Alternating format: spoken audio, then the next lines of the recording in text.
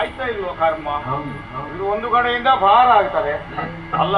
ಮೊದಲೇ ನಾನು ಮಾತು ಕೊಟ್ಟಿದ್ದೇನೆ, ಇವತ್ತು ದೊಡ್ಡ ದೊಡ್ಡ ಕೊಚ್ಚಿಕೊಳ್ತಾನೆ, ನಾನು ಅಷ್ಟು ಬುದ್ಧಿವಂತ ದೊಡ್ಡ ಸಾಧನೆ ಮಾಡಿದ್ದೇನೆ, ನನಗೆ ಅಷ್ಟು ಪ್ರಶಸ್ತಿ ಸಿಕ್ಕಿದೆ, ಮಣ್ಣಂಗಟ್ಟೆ ಇವನ ತಲೆಯೊಳಗೆ ಏನಿಲ್ಲ, ನಾನು ಅಂತ ಮಾತ್ರ ಇರುವ. ಹಾಗಾಗಿ ದಶಗಂಟ ಭಾರ ಆಗ್ತದೆ. ಒಂದು ಹೋಯ್ತು, ಇನ್ನು ಎರಡು ಮಾತ್ರ ಉಂಟು. ದಶಗಂಟ ಭಾರ ಆಗ್ತದೆ ಬಾ. ಈಗ ಮೂರರಲ್ಲಿ ಎರಡು ಹೋಯ್ತು, ಇನ್ನು ಒಂದು ಮಾತ್ರ ಉಂಟು. ದಶಗಂಟ ಭಾರ ಆಗ್ತದೆ ಬಾ. ಬರುವುದಿಲ್ಲ, ಮೊದಲೇ ಮಾತು ಕೊಟ್ಟಿದ್ದಾರೆ, ಮೂರು ಕರೆಯುವುದರೊಳಗೆ ಬಾರದಿದ್ದರೆ ನಾನು ಕೆಳಗಿಡ್ತೇನೆ. ಭಾರ ಕಡಿಲಿಕ್ಕೆ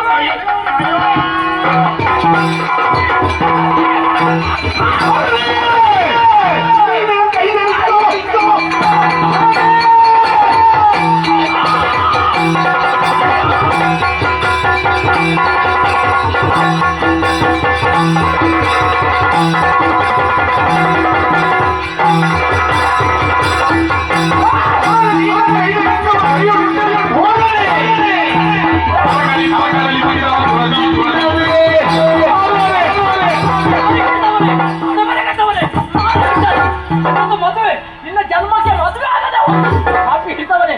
3 ಸಲ ಕರೆಯೋದೊಳಗೆ ಬರ್ತಾರಂತ ಹೇಳಿದ್ರೆ 3 ಸಲ ಕರೆದಿದ್ದೇನೆ.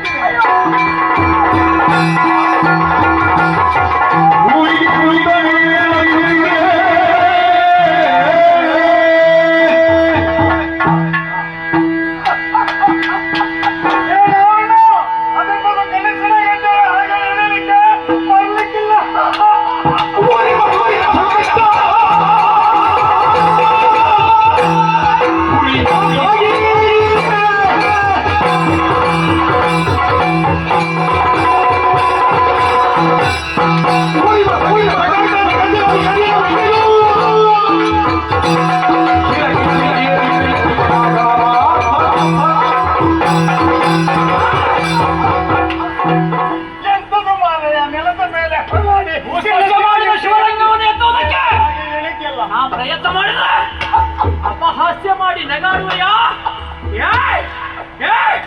ಬ್ರಾಹ್ಮಣ ಭಟ್ಟು ಅಂತ ನಿನ್ನನ್ನು ನೀ ಸುಮ್ಮನೆ ಬಿಟ್ಟೆ ಅಪಹಾಸ್ಯ ಮಾಡ್ತೀಯ. ರಾವಣನ ಕೈಯ ಕೆಳಗೆ ನೋಡ್ತೀಯ.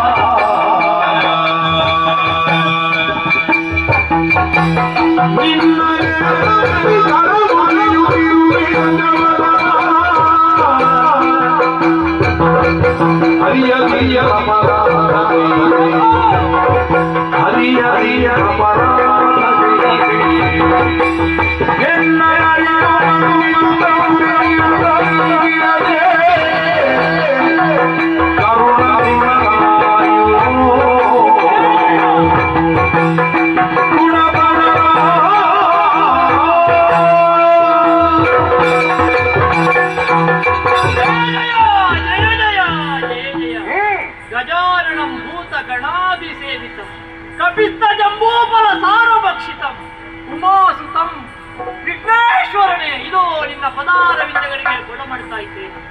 ಬಂದಂತಹ ಒಟ್ಟು ನೀನು ಅನ್ನುವಂತಹ ವಿಷಯ ಗೊತ್ತಾಗದೆ ಅಪಹಾಸ್ಯ ಮಾಡಿದೆ.